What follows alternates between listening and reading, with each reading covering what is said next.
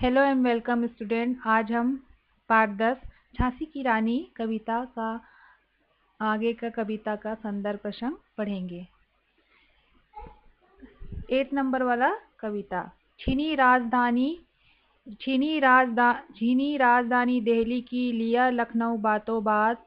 कैद पेशवा था बिठूर में, हुआ नागपुर का भी घात। उदयपुर तंजौर सतारा कर्नाटक की कौन बिसात। जबकि सिंध पंजाब ब्रह्म पर अभी हुआ वज्र निपात। बंगाले मद्रास आदि की यह भी तो यही कहानी थी। बुंदेले हर बोलों के मुंह हमने सुनी कहानी थी।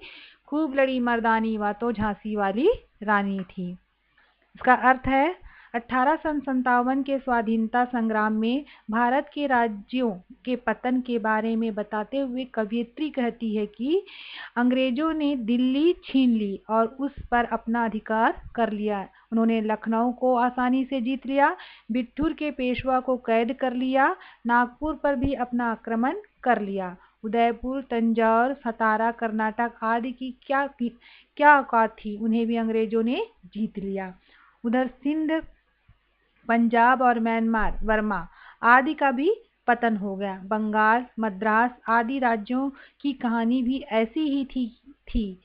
वे जीते जा चुके थे। हमने बुंदेले हरबोलों के मुंह से सुना कि झांसी की रानी सबसे अलग वीरांगना थी। वह पुरुषों से भी अधिक वीरता से लड़ी।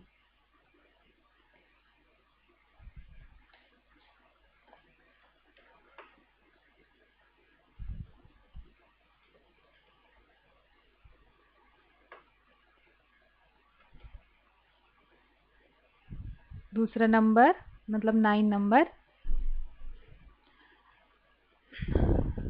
रानी रोई रन निवासों में, बेगम गम से थी बेजार। उनके गहने कपड़े बिकते थे कलकत्ते के बाजार। सारे आम नीलाम छापते थे अंग्रेजों के अखबार। नागपुर के जेवर ले लो, लखनऊ के लो 9 लाख हार। यूं पर्दे की इज्जत पर देसी के हाथ बिकानी थी। बुंदेले हर बोलों के मुंह हमने सुनी कहानी थी। खूब लड़ी मर्दानी बातों झांसी वाली रानी थी।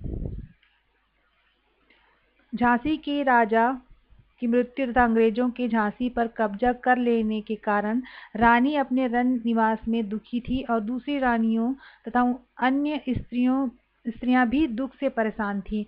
उनके बहुमूल्य कपड़े और गहने कलकत्ता के बाजारों में बिक रहे थे।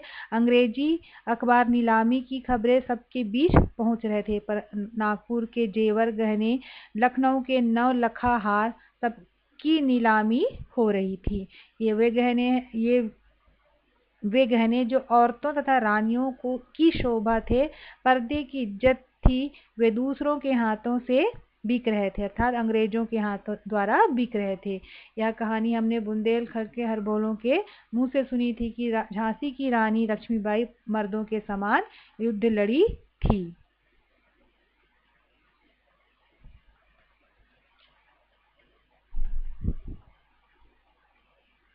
दूसरा नंबर मतलब 10वां नंबर।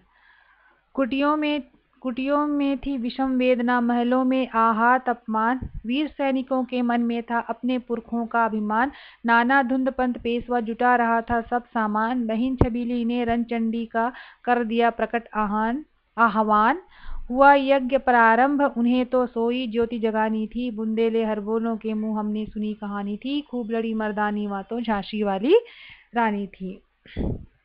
अर्थ है, अंग्रेजों के शासन में एक ओर जहां गरीब कठिन मुसीबतों में दिन बिता रहे थे, वहीं दूसरी ओर महलों की इज्जत धूल में मिल रही थी। वीर सैनिक अंग्रेजों के सामने कमजोर भले ही थे, पर उनके मन में अपने पूर्वजों का गर्व कूट कूट कर भरा था। नाना धुंधपंथ और पेशवा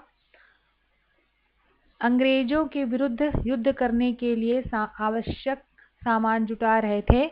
इधर छबीली, लक्ष्मीबाई के बचपन का नाम, महल तथा राज्य की स्त्रियों में देवी दुर्गा के रणचंडी रूप को जागृत कर रही थी, अर्थात युद्ध का प्रशिक्षण देकर उन्हें अपनी सेना में शामिल कर रही थी। देवी दुर्गा के आह्वान के लिए यज्ञ शुरू हुआ, पर यह यज्ञ तो बहाना था। उन्हें तो अपनी खोई हुई स्वतंत्रता को पुनः याद दिलाने की ज्योति जगानी थी। यह कहानी हमने बुंदेलखंड के हरबोलों के मुंह से सुनी थी कि झांसी वाली रानी अंग्रेजों के खिलाफ मर्दों के समान लड़ी थी।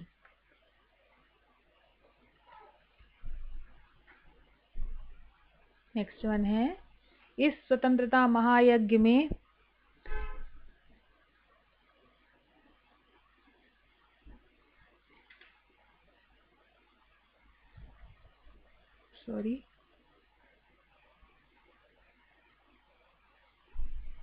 महलों ने दी आग, झोपड़ी ने ज्वाला सुलगाई थी। यह स्वतंत्रता की चिंगारी अंतरतम से आई थी।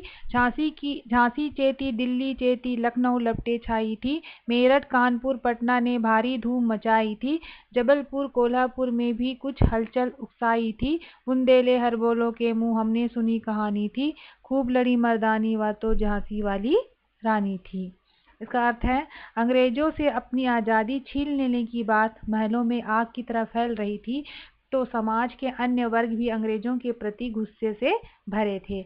आज़ादी प्राप्त करने का जोश, जुनून उनके हृदय से निकल रहा था।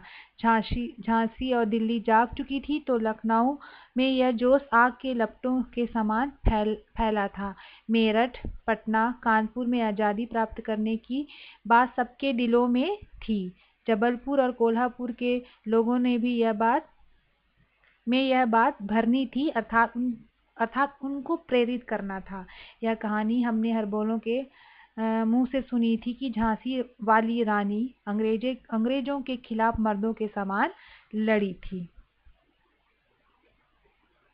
नेक्स्ट वन है, इस स्वतंत्रता महायज्ञ में कई वीरवर आए काम। नाना धुंधपत, तातिया, चतुर अजीमुल्ला सरनाम, अहमद शाह मौलवी, ठाकुर कुंवर सिंह, सैनिक अभिराम।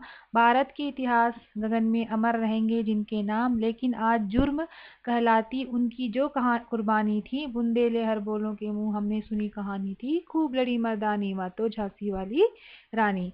अर्थ है, आज़ादी के इस महायज्ञ में कई वीरों को अपनी कुर्बानी देनी पड़ी थी। इनमें नाना धुंधपंत, तातिया, अजीमुल्ला, अहमद शाह मौलवी, ठाकुर कुंवर सिंह जैसे वीर सैनिक थे। भारत की स्वतंत्रता के इतिहास रूपी आकाश में इनका नाम सूरज चांद की तरह हमेशा अमर रहेगा। उनकी इस कहानी, त्याग और बलिदान को अंग्रेज जुर्म अर्थात अपराध कहते थे। यह कहानी हमने हरबोलों के मुंह से सुनी थी कि झांसी वाली रानी ने अंग्रेजों से मर्दों की भांति लोहा लिया। Thank you.